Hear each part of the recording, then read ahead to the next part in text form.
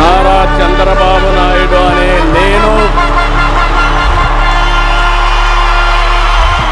శాసనం ద్వారా నిర్మితమైన భారత రాజ్యాంగం పట్ల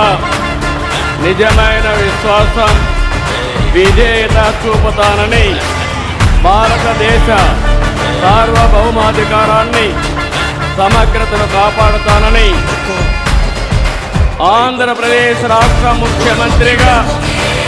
నా కర్తవ్యాలను శ్రద్ధతో, అంతఃకరణ శుద్ధితో నిర్వహిస్తానని, భయం కానీ, పక్షపాతం కానీ, రాగద్వేషాలు కానీ లేకుండా రాజ్యాంగాన్ని, శాసనాలను అనుసరించి ప్రజలందరికీ న్యాయం చేకూరుస్తానని దైవ సాక్షిగా ప్రమాణం చేస్తున్నాను.